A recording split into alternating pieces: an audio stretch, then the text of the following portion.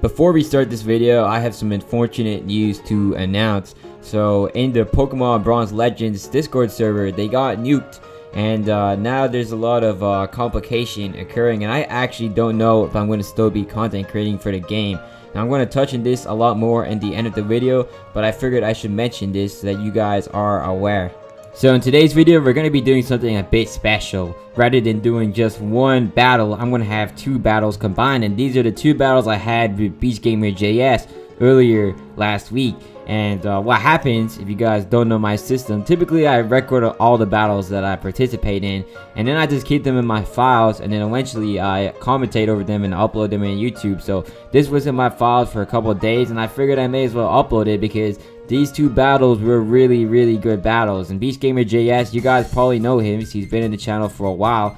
I've battled him so many times, so I always know that between me and him, we're always going to have great battles. So anyways, he leads with his Hydreigon, and if you guys have never played against Hydreigon, a lot of people who are going to run Hydreigon are going to be running the Choice Scarf set, and this can be an absolute monster, especially because it gets Draco Meteor. Now what this guy doesn't know is that I'm running Choice Scarf myself with Garchomp, and I don't think he ever expected that, which just comes to show how great of a set this is. Like, I actually just keep falling in love with this Garchomp day after day. I've never used Garchomp before, but this Choice Scarf set is crazy. It's like literally nobody expects it. Now, unfortunately, the one thing I should have changed was Outrage. I really did not need all that power, and because I have Outrage on this, I basically let this guy get Stealth Rocks up for free.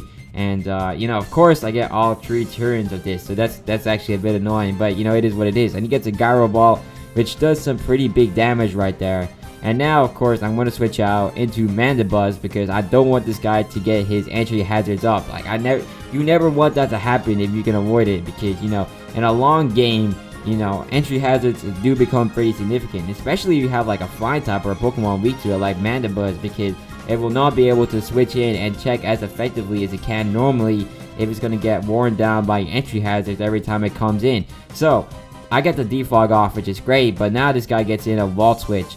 And, you know, unfortunately for me, this guy has an absolute nuke at his disposal, which is his Mega Medicham. And you guys have seen me use this plenty of times, and you know how crazy good Mega Medicham actually is. Like, at this point, you gotta sacrifice something to it. So here, I actually make an absolutely terrible play. And, I mean, I know that this guy's gonna go for a high jump kick, so I was thinking Alakazam would probably be a good play here because it has a resistance to the fighting type attacks. Now, truth be told, this was terrible. I mean, I should have known this in advance, because even teams that resist Medicham are going to get absolutely destroyed, and I just sacrificed my Mega right there. I really should have just pulled out Amoonguss, because, I mean, the only problem with Amoonguss is if he predicts that and goes for his Zen Headbutt, Amoonguss is going to go down. But really, I should have never sacrificed my Mega of all Pokemon. Like, my Alakazam is going to be pretty important for this battle. So, I mean, that was not really the best move, and not one that I'm proud of. So, anyways, once again, he gets his Stealth Rocks up, and I know he's probably going to go for a Wall Switch here, so I decided to go for Foul Play. Except, you know, the thing is, because Fortress goes last, he actually does not get, you know, affected by that as much as I was hoping for him to be. So, you know, that was a bit unfortunate, but, you know, it is what it is. So here, though, he goes into Toxapex. Really, I think he should have just brought out his Medicham, because that would have been another KO. But, you know, I'm able to get the defog off. And now I decide to go for a U-turn. Or actually, no, a Roost. Okay, because I want to get my HP back. And that actually is a good idea, because in case he ever brings out his Medicham again, now Mandibuzz can effectively check it. Because I know at half HP, he's not going to live a high jump kick. So now I go for the U-turn. And it's time to switch out. Now, if I had my Alakazam, that would have been absolutely perfect, because, you know, something would have had to come out and get sacrificed in order to deal with it. Or maybe not, but, like, it wouldn't be good for this guy. So, I bring a Amoonguss in, and I start to go right for a hard Spore. And, I mean, I was thinking that would be good, because getting something to sleep can never hurt. And if he switches out, you know, it's perfectly fine. So I know that this guy doesn't have any grass types, so, you know, it's guaranteed to hit. Now, he goes for a Haze, but, you know, it doesn't really matter too much. So unfortunately here he switches out and actually goes into Glasgow. I go into Heatran, but you know, I gotta switch out here, because there's no way I'm gonna try and stay in on a Stab Earthquake, because that's going to be a guaranteed KO. And you know, I cannot be sacking Pokemon like I did with that Alakazam. Like that was just not a good play, and you know, I don't need to repeat that here. So I think about my options here, and I figured that Motank's probably the best play because, you know, Motank will be able to take his Earthquake in relatively well, and you know, if he goes for a knockoff, it's not a huge issue. So, I mean, Motank really, it can't contribute too much to a higher level game like this because, you know, it is like I'm pretty sure it's an NU or untiered Pokemon. So like for me, like it's not my most useful priority compared to a Pokemon like a Moongus or a Heatran, which can benefit me a lot more. So anyways, he does try setting up here, but a Moongus does actually come in and check this Pokemon pretty well with Clear Smog. Although he did knock out my Black Sludge, and that kind of sucks because that's the way I actually reliably get my HP back. And I really can't do any damage to this Gliscor because of just how tanky it actually is. So, you know, this is quite a difficulty right here, and I definitely need to figure out how I'm going to deal with this because, you know, I mean, I lost my Alakazam, which would have been able to wall break this Gliscor, and you know, it's not really a great position for me. So I go for another Giga Drain. I mean, it does good damage, but it's not really amazing either. So now I figured that I probably should switch out. I mean, I really can't go into too much. I mean, one thing I probably should have figured out earlier is that Mandibuzz actually completely shuts down this setup here on this Gliscor, because I mean, he's running Sports Dance, Roost, Knockoff, and Earthquake. So I mean, he really cannot touch Mandibuzz, whereas with my Foul Play, I can touch him pretty badly. So that probably sounds messed up out of context. So anyways, he keeps trying to set up here. I decided to go for a Sludge Bomb. I mean, I guess I want to see if we can do any more damage, but he goes right for an Earthquake, which is enough to actually finish on my Moongus. And you can see that this is going horribly right here. So I decided to go into Mandibuzz now, and I'm thinking this is probably a good time to go for a Foul Play because, you know, he's up, you know, set up. So this is going to do some good damage, and it does in fact do some good damage. So now I kind of got to figure out what I'm going to do. I was considering like doing something else in case he switched out.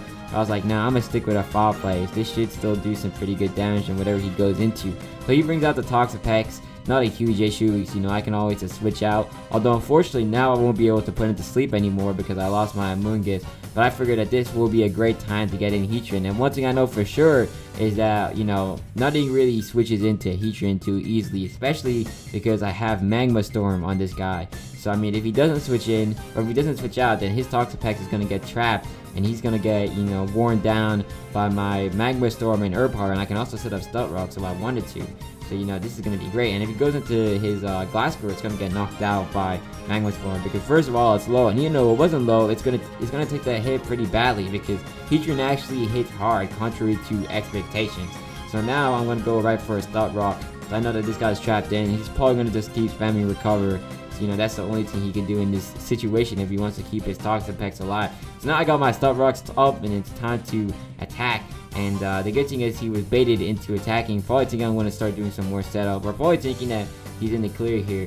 But, you know, because of the residual damage from the Magma Storm itself, you know, I'm able to finish him off with another Earth Power. And I think one thing he might have not understood was Heatran's typing, because he went for a Toxic. And later on in the game he did say, or I mean after the game, he said that he thought that Heatran was a ground type.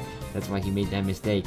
So now, unfortunately, he brings in his Medicham, and you know that this is not a good sign for me, because really, I have to sacrifice something to this. Like nothing comes in on a high jump kick on my team, and he can basically spam that freely if he wants to. Now Moongus would have been my best check, but you know, Moongus is dead now, and either way, you know, it still would not be taking the high jump kick too well.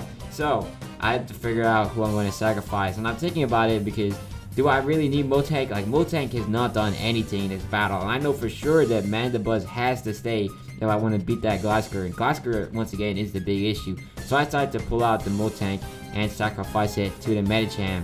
And, you know, that's tough, but it is what it is. So now I'm thinking, well, I should go into Garchomp here, and I'm going to go right for an Earthquake, because if he tries to, you know, pull out his Gliscor, you know, it's fine, because I have Mandibuzz there to check it.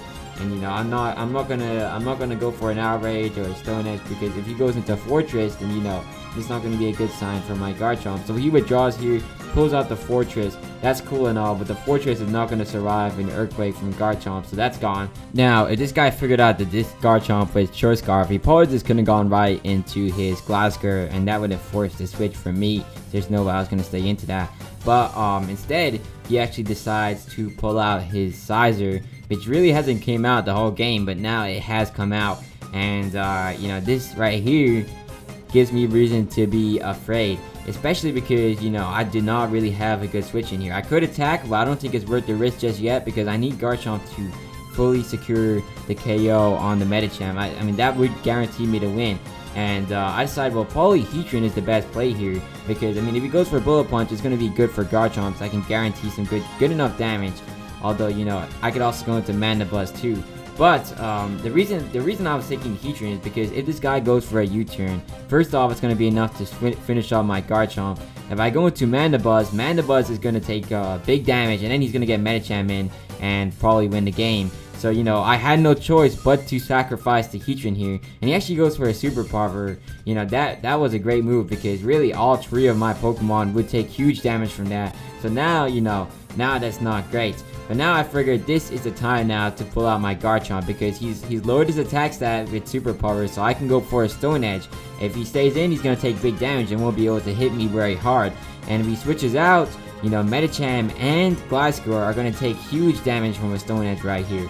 So this is basically a sacrifice, and he decides to sacrifice the Gliscor, which is perfect because if you look at it from my scope, I've won this game because now I have Mandibuzz remaining, which will shut down the Scizor because it should be able to live 2 Bullet Punches. And then I can just bring in Garchomp to finish off the Medicham. And even if I just decide to go for a foul play, I'll bring the Scizor low enough to where Garchomp can come in and finish off with an Outrage, and then I can just take care of the Medicham and win myself the game.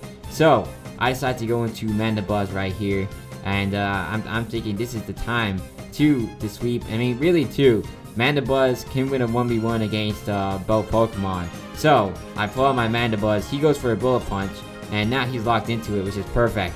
And you can see that really doesn't do too much damage. So I was going to think that I could live and I could just go for a foul play here and then get rid of the Scizor. But unfortunately, we get the critical hit. And, you know, unfortunately, that is part of Roblox and Pokemon in general. You gotta understand that. So because he got the critical hit there, you know, it looks like I can't actually win this game anymore because Garchomp isn't going to be able to do enough damage to take care of the Scizor. And right here, I mean, you know, we are able to actually survive the Bullet Punch, but, you know, the Scizor is going to live the attack.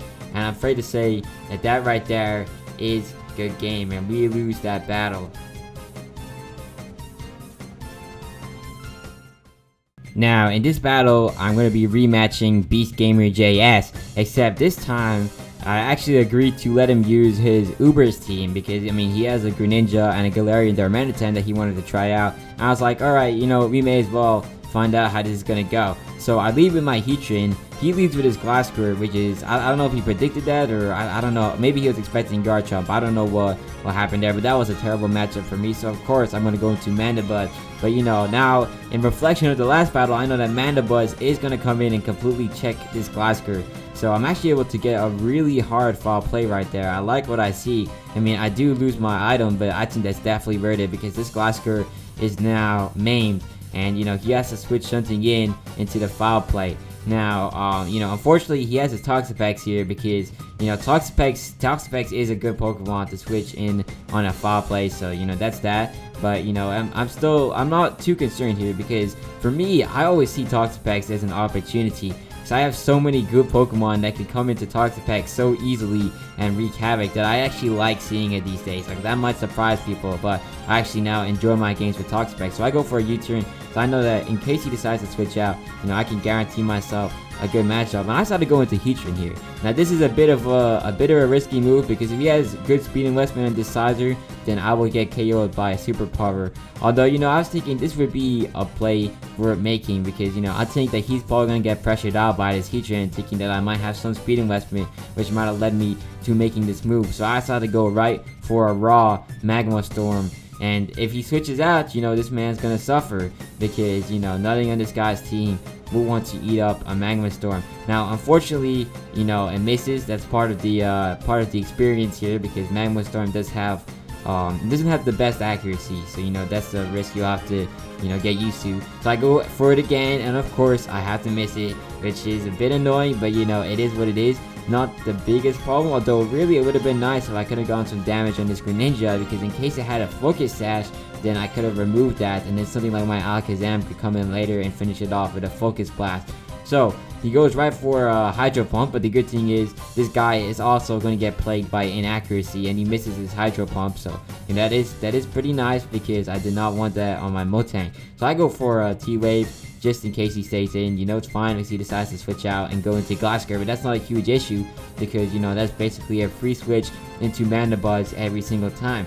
And the truth is that those eventually get predictable. It's like, you know, that's basically, you know, the easy way out. But I mean, I'm not gonna pull out any other Pokemon into Glasgow, because I know that none of my other Pokemon can really do anything to it, especially because it has knockoff and Earthquake. Like Alakazam could potentially come in, but you know, I really would not want to do that if I can help it, because you know, Mandibuzz just comes in for free, and I don't want to take that much damage on my Alakazam, because you know, it is going to be a pretty useful asset for the rest of this battle. So now he goes into his Toxapex, and you know, that's cool and all. So I get off another U-turn, because I know that every time it's going to be the optimal move, because if he just tries to switch out, you know, he's not going to be able to effectively, because I mean, he will switch out, then I'll go for the U-turn and then get a favorable matchup. So here I go into Alakazam, because you know, I was thinking this could actually be a good opportunity to start sweeping. Now, one thing I do regret is not running Recover, because if I had Recover in this Alakazam, then I would have been able to actually use this a lot in the longer game. And you know, Alakazam has an absolutely excellent ability called Magic Guard, and what that does is that I won't get affected by this guy's status moves. So you know, I was thinking that that's gonna make this matchup right here really good.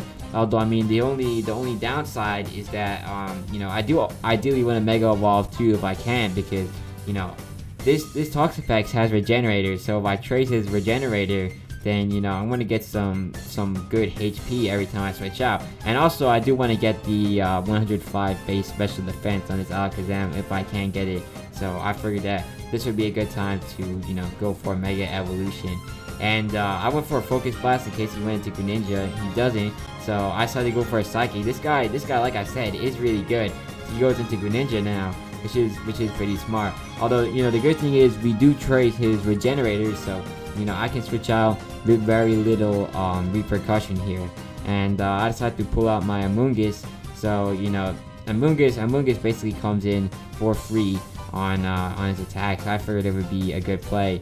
And the thing is, you might ask, why did I go for a Focus Blast on the Greninja? Well, the main reason for that is that his Greninja probably could have a Focus Sash. I mean, I actually don't know. Now, a lot of them are going to be running Life Orb or Choice Specs or something like that, but you know, I didn't want to take the risk here, which is why I decided to switch out, because I don't want to lose my Alakazam. Now, I probably should have just understood that he doesn't have a Focus Sash, but you know, I didn't realize that at that time in the battle. But you know, it is what it is. So anyways, here I decided to go for the foul play, because you know, if he decides to try staying in and doing anything crazy, you know, it's going to do some pretty good damage. So I figured that would be really nice if I could get that off. And I mean, he can't really switch into too much other than Toxapex, and Toxapex is basically setup fodder for me, because I can just switch into something that's really strong and then, you know, fire off a dangerous hit. So, you know, for him, every time he pulls out Toxapex, although, you know, it is an effective answer to Mandibuzz, it's not too great, especially because I'm running U-turn. Like, U-turn is the reason that I'm able to get so much momentum off of this matchup. So now I pull out my Heatran, and he just goes right for the Scald. Although, unfortunately for him, that does no damage to Heatran at all. And that just really comes to show that this matchup is terrible for Toxapex. Like, if you guys have ever been struggling with Toxapex, Heatran is your man. I mean, Heatran comes in and it does so much damage. It really can capitalize off of Pokemon like Toxapex. So I go for the Stop Rock, because you know, if he switches out, I don't really care anymore. I just want Stop Rocks up, because you know, that's going to benefit me a lot in the future. And I realized that this guy doesn't really have anything for Stop Rocks. I mean, I was expecting his Glasgow to have Defog, but it doesn't. So I know for sure that I have no loss going for the Stop Rocks here. So you know, I decided to switch out. He actually switches out himself too. And I go into Mandibuzz. He goes into his Medicham, and this is actually not too bad of a matchup, contrary to what people might think, because even if he has a super effective attack, Mandibuzz is an absolute tank. So you know, I will be able to eat up most of his attacks, and then a foul play from me is going to be enough to one-shot this Medicham, no questions asked, because, you know, I mean, this guy doesn't have that much defense, and he has a lot of attack, so it's going to be really nice. Now, he is actually really smart, so he goes for the fake out here, and that does kind of ruin the matchup a bit, because now I'm not really fully sure if Mandibuzz will be able to survive. So I decided to switch out into Amoonguss in case he goes for a T-Punch, which he does. I mean, if he was running Ice Punch, that would have definitely sucked, because, you know, then my whole team would be in danger. But, you know, right here it turned out to be a pretty good matchup, and I figured out that this guy probably doesn't have Psychic type coverage, because he probably would have, you know, used it by now if he had it. So he goes for a high jump kick though, and that actually does really big damage nonetheless. I probably shouldn't have just gone for a Spore. I mean, I was thinking he might switch out, which is why I went for the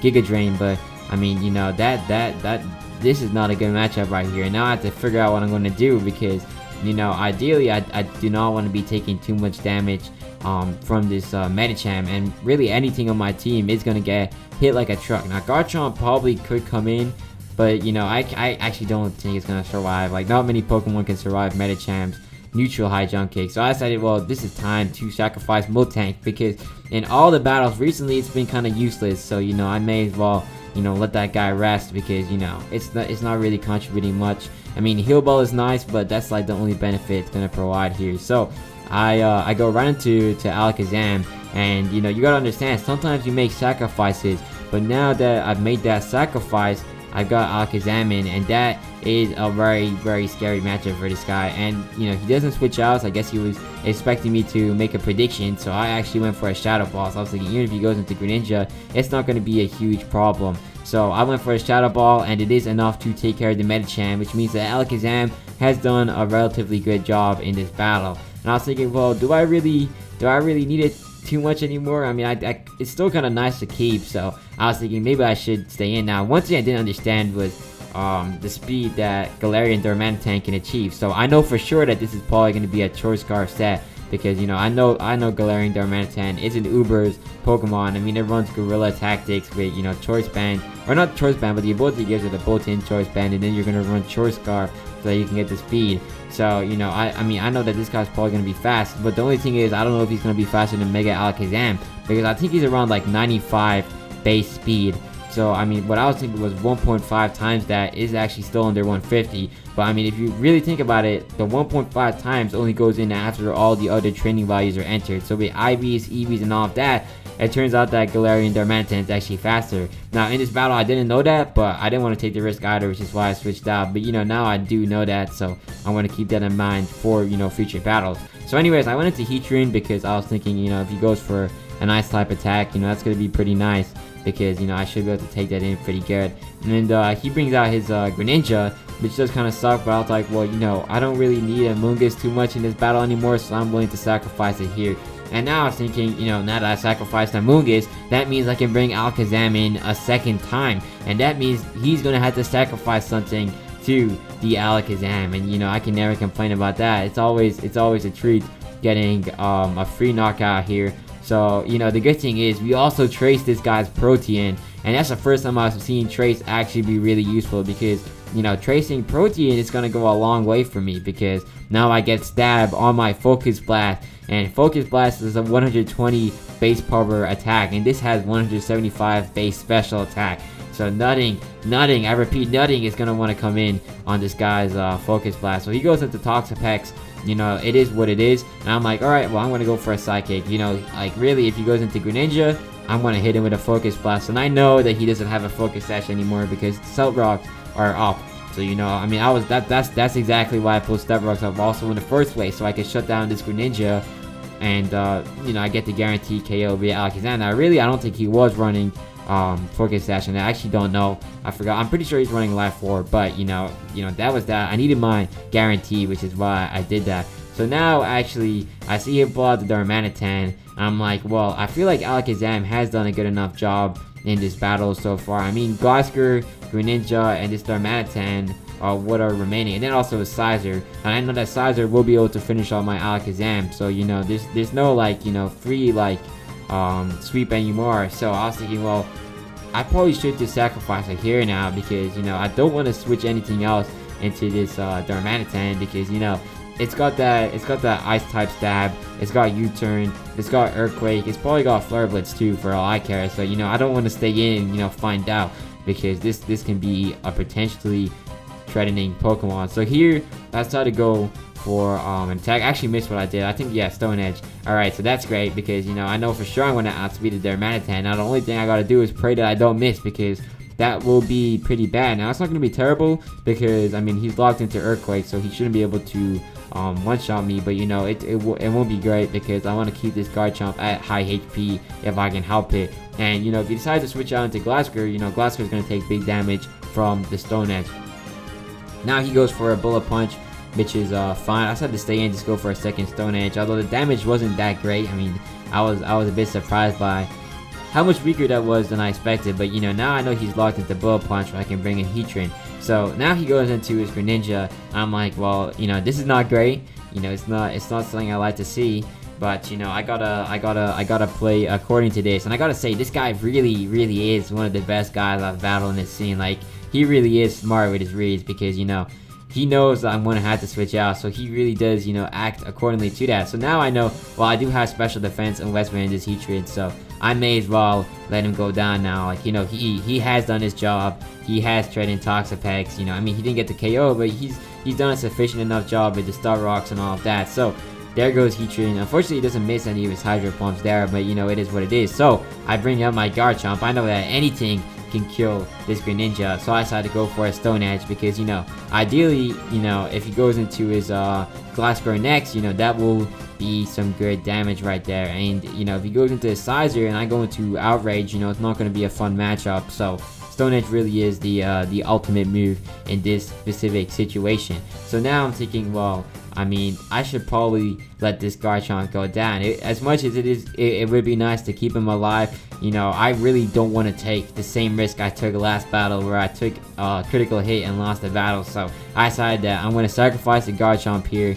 I didn't want to do that, because I did want to test the power of Outrage on his Glasgow, but it was that sacrifice I figured was the most safest and the most practical in this situation. So he goes for a Bullet Punch. I go for a Roost, because I need to ensure that I'm in good condition for the rest of this battle. And now I go for a Foul Play, which is enough to take care of the Sizer. And now, he's stuck with his Glasgow, and I'm afraid for this guy that is basically GG, because in this matchup, Mandibuzz is gonna win most of the time. It's really gonna be a PP war if I'm not careful, because if I run out of Foul Plays, then I'm not gonna be able to actually damage this guy. Neither is he gonna be able to damage me, even with Swords Dance and all that. So I was thinking, well, I should probably be tactical with how I use my Foul Plays here, because I don't want to waste them too early. But now that he set up 2 Swords Dances, I know I'm going to get some really good damage off of each Foul Play that I go for here. So I go for a Foul Play, he does some good damage. He goes for a knockoff. I think at this point he's kind of accepted that he's not going to win this matchup here, so there's no point wasting both of our times trying to do anything crazy here. So I go for another Foul Play, and he's gonna keep going for knockoff. So that basically is him just accepting. And that right there, my friends, is GG. I gotta say that Beast Gamer JS is really one of the best opponents, and I hope I can rematch him again in the future. I'm not sure what's gonna happen with the drama, but I would like to say that those right there were 2 really good games. Alright, so like I agreed, we are going to touch on what's happening with Pokemon Bronze Legends. So, I've talked to a couple of people, and I think I have a good idea of why this has happened to the game. Now, truth be told, I don't really want to talk about it just yet, because I'm not sure how appropriate that is, and I also don't want to be involving in a drama and potentially making things worse. So that's not my job here as a PvP creator. But if I need to touch on this topic later on in the future, I will. But anyways, I got into contact with Devontae. I'm waiting for a response, but because he has served me really well. He's the only creator I'd say that actually has been a man of his word and has been a great person to work with. He's been paying me and really doing everything I've been needing him to do as a partner. So I gotta say I appreciate him, and ideally I don't want to be transferring just yet. So I kind of want to wait to see what he says, and if he doesn't respond, then I might just part ways with PBL and shift over to a new Pokemon Break Bronze, because there have been a lot of games that have contacted me and requested my partnership, but I had to shut them down because, you know, like I said, Delwante has been serving me faithfully as a partner, so I didn't want to serve him you know, negatively and, you know, change games just yet. So for me, loyalty is pretty important. But as you can see, I mean, Bronze Legend is gone, and he's no longer in the scene. So I mean, I still have to figure that out, but, you know, I figured I'd talk about it because, you know, I do want to keep you guys updated. Now, the good thing is, like I said, I have plenty of content that I uploaded from long ago that I still haven't uploaded on YouTube yet, so I'm going to be able to rely on those reserves. But I mean, eventually, you know, it's gonna run out, so I'll definitely have to figure out what copy I'm gonna transfer to next. But, you know, if you guys could just subscribe and, you know, give me some recommendations or comment down below what you think, I would appreciate that. And I'm open to any suggestions for PvP remakes. Although, for me, like I said, my priority is to get into a remake that actually wants my service. I don't want to be applying and then having them do me a favor by letting me into their program. I kind of like it where, you know, it's more of a symbiotic relationship where we help each other out.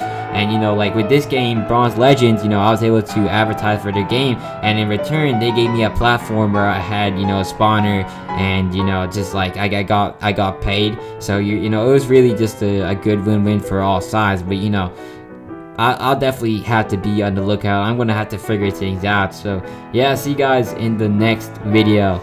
Bye.